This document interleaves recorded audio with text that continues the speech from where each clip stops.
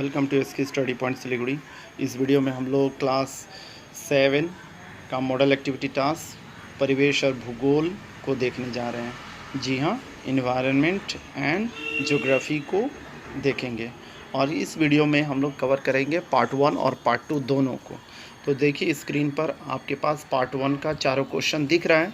अब चलिए आंसर्स को देखते हैं। समय बचाने के लिए मैं जल्दी जल्दी बताऊंगा, आप ध्यान से स्क्रीनशॉट लेते हुए भी लिख सकते हैं या फिर वीडियो को देखकर समझकर फिर नोट डाउन कर सकते हैं। तो चलिए आगे बढ़ते हैं। पहला क्वेश्चन दिया गया है, चित्र की सहायता से बताएं कि मौसम परिवर्तन कैसे होता है। संक्षेप में इसकी व्याख्या करें। देखिए किताब में यही डायग्राम दिया गया है। इस डायग्राम को आप चाहें तो ऐसे ही बनाना चाहें तो बना सकते हैं या फिर केवल पेंसिल से बनाकर 23 सितंबर, 22 सितंबर, 21 सितंबर और 21 जून को दिखा दें। फिर लिखेंगे क्या, देखिए थोड़ा लंबा है किंतु आपको कोशिश करना है इसी तरह से लिखने के लिए। जब उत्तरी गोलार्ध सूर्य की ओर झुका रहता है तब उत्तरी गोलार्ध में क्रमशः दिन बड़ा और रात छोटी होती है।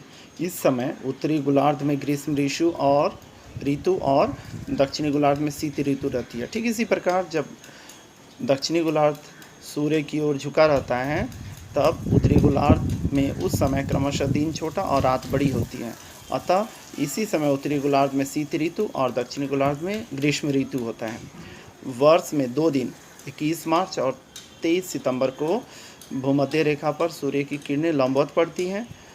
21 जून को कर्क रेखा और 22 जून को मकर रेखा पर सूर्य की किरणें लंबवत पड़ती हैं।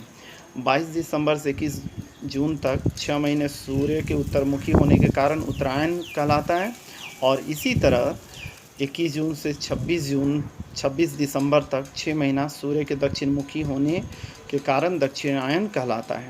आप चाहें तो इतना तक लिख लेंगे तो भी हो जाएगा, किंतु मैं चाहूँगा कि आप उत्तरी गोलार्ध में बसंत ऋतु, ग्रीष्म ऋतु, शीत ऋतु और शरत ऋतु, इन चारों ऋतु के बारे में बताएं और लिख लें।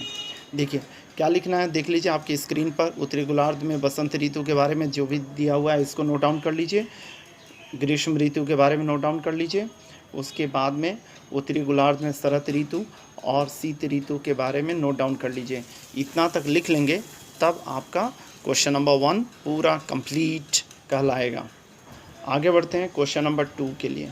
देखिए क्वेश्चन नंबर 2, एक चित्र की सहायता से बताएं कि किसी स्थान का अक्षांश कैसे निर्धारित किया जाता है। इसकी व्याख्या भी करें।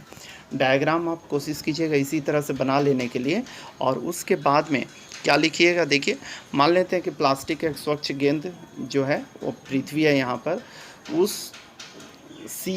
उस गेंद तथा पृथ्वी का केंद्र में सी एक बिंदु मान लीजिए। पृथ्वी के केंद्र से सी बिंदु से भूमध्य रेखा तक सीधी सरल रेखा CR और प्लास्टिक का स्वच्छ गेंद पृथ्वी पर P कोई बिंदु है। PC और CR बिंदु से 40 डिग्री का कोण बनाती है, इसलिए P बिंदु का अक्षांश 40 डिग्री उत्तर हुआ। इस तरह भूमध्य रेखा के उत्तर या दक्षिणी किसी स्थान विशेष की कोणात्मक दूरी क्या कहलाती है, अक्षांश कहलाती है। तो इस तरह से आप चाहें तो क्वेश्चन नंबर 2 का आंसर्स को तैयार कर सकते हैं। इतना लिख लीजिएगा, काफ़ी है आंसर। देखिए नेक्स्ट क्वेश्चन है 3 नंबर, वायु के उच्च दबाव और निम्न दबाव के बीच अंतर बताएं। डायग्राम आप नहीं बनाइएगा। Point number 1, point number 2, point number 2, फिर पॉइंट नंबर 3, इस तरह से 3 पॉइंट लिख लीजिएगा, काफ़ी है आपके लिए। 1 नंबर में देखिए, जिन क्षेत्रों में हवा की गर्मी कम होती है अर्थात पृथ्वी के शीतल या ठंडे क्षेत्र में हवा का उच्च दबाव दिखाई पड़ता है, जैसे ऊंचा पर्वतीय क्षेत्र या ठंडा ध्रुवीय क्षेत्र, वहाँ पे क्या होगा, उच्च दबाव होगा। निम्न दबाव जिन क्षेत्रों में हवा की गर्मी ज़्यादा होती है अर्थात ऊंचे क्षेत्र में हवा का निम्न दबाव दिखाई पड़ता है, जैसे भूमध्य रेखीय क्षेत्र या ध्रुवीय क्षेत्र। 2 नंबर पॉइंट देखिएगा, उच्च दबाव वाले क्षेत्र की हवा संकुचित होती है, निम्न चाप वाले क्षेत्र की हवा फैली होती है, हल्की होती है, कम घनत्व वाली होती है।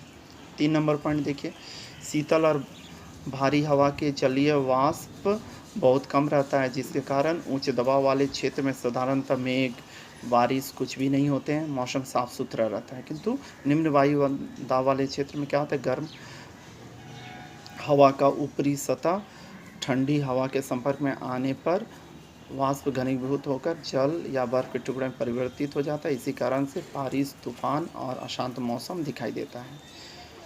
ठीक है, 4 नंबर देखिएगा, इसमें दिया गया है गर्म रेगिस्तान और भूमध्य सागरीय जलवायु की विशिष्टता को उल्लेख करें। बताइए कि किस तरह का मौसम या किस तरह का जलवायु रहता है रेगिस्तान जलवायु में, गर्म रेगिस्तान वायु में और भूमध्य सागरीय जलवायु में। देखिए, तापक्रम और वर्षा को लेकर हम लोग चर्चा करेंगे। पहले देखते हैं एशिया के गर्म रेगिस्तान वायु जलवायु की विशेषताएं। देखिए, तापमान गर्म रेगिस्तान के क्षेत्र में ग्रीष्मकाल में तापमान 30 डिग्री सेल्सियस से 35 डिग्री सेल्सियस तक होता है। गर्म रेगिस्तान के क्षेत्र में शीतकाल में तापक्रम 15 डिग्री सेल्सियस से 25 डिग्री सेल्सियस होता है। वहीं वर्षा में और वर्षा का परिमाण 10 से 25 सेंटीमीटर रहता है। नेक्स्ट देखिएगा, एशिया के भूमध्य सागरीय जलवायु की विशेषताएं।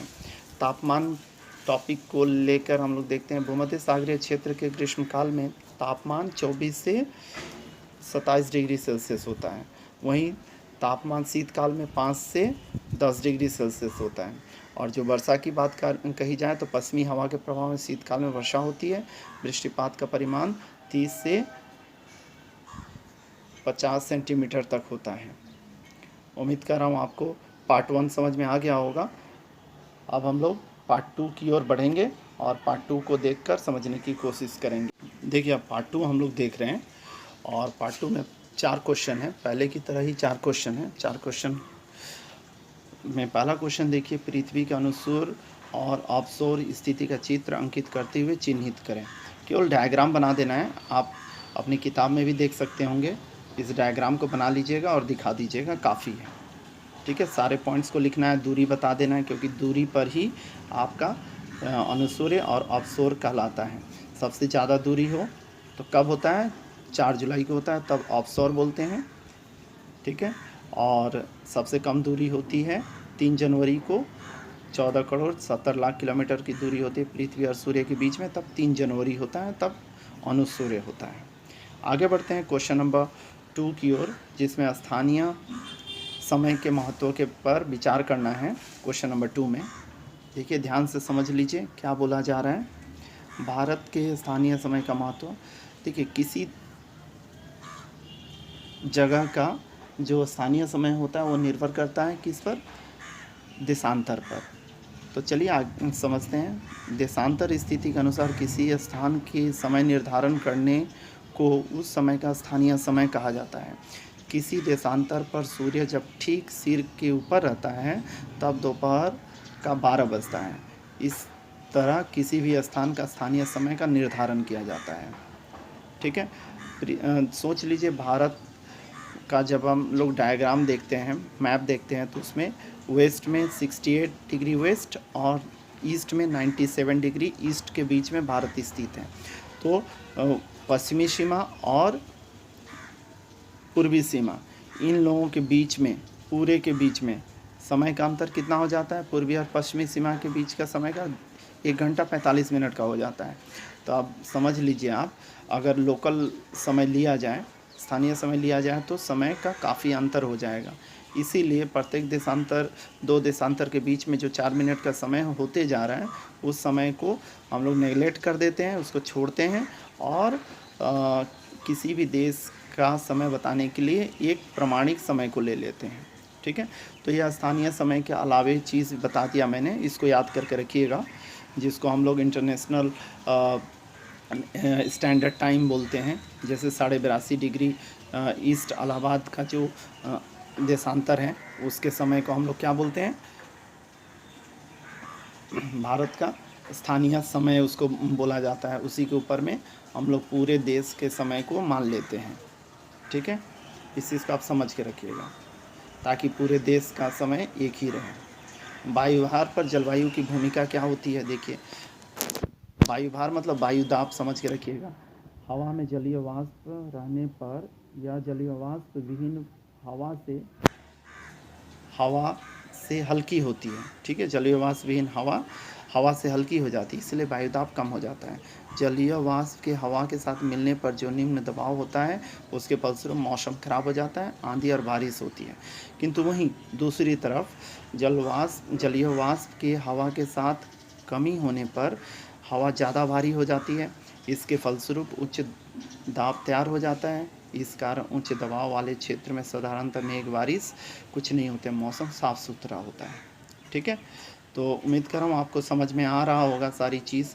देखिए आगे बढ़ते हैं हम लोग। क्वेश्चन नंबर 4 नंबर जो है लास्ट क्वेश्चन है, उसको समझिए। एशिया की जलवायु किस प्रकार अक्षांश की स्थिति और समुद्र की दूरी से प्रभावित होती है या करती है, ठीक है। स्थिति देखिए, अक्षांश की स्थिति का प्रभाव एशिया की जलवायु पर। एशिया महादेश 10 डिग्री दक्षिण अक्षांश से 8 डिग्री उत्तरी अक्षांश रेखाओं के बीच में स्थित है। इस कारण भूमध्य रेखा से ध्रुवों की ओर जाने वाली सूर्य की किरणें तिरछी पड़ती हैं। इसके फलस्वरूप एशिया महादेश का वार्षिक औसत तापक्रम कम होता जाता है, ठीक है। एशिया महादेश की जलवायु पर समुद्र का क्या प्रभाव, समुद्र की दूरी का क्या प्रभाव पड़ता है। देखिए, एशिया महादेश के मध्य भाग के अधिकांश अंचलों की समुद्र से दूरी ज़्यादा है, ठीक है। यहाँ पे लिख लीजिएगा आप, दूरी ज़्यादा है, ठीक है, अधिक है। फलस्वरूप समुद्र के किनारे ठंड और गर्म कुछ भी अधिक नहीं होता, अतः ऐसे जगहों पर समशीतोष्ण जलवायु पाया जाता है। परंतु समुद्र से दूर किसी स्थान की जलवायु पर चरम स्थिति वाली होती है, अतः ऐसे स्थानों पर शीतकाल में प्रचंड ठंड और ग्रीष्मकाल में प्रचंड गर्मी होती है। तो उम्मीद कर रहा हूँ क्लास 7 का model activity task part 1 part 2 आपको समझ में आ गया होगा। इसके स्टडी पॉइंट सिलीगुड़ी देखने के लिए आपको बहुत बहुत धन्यवाद।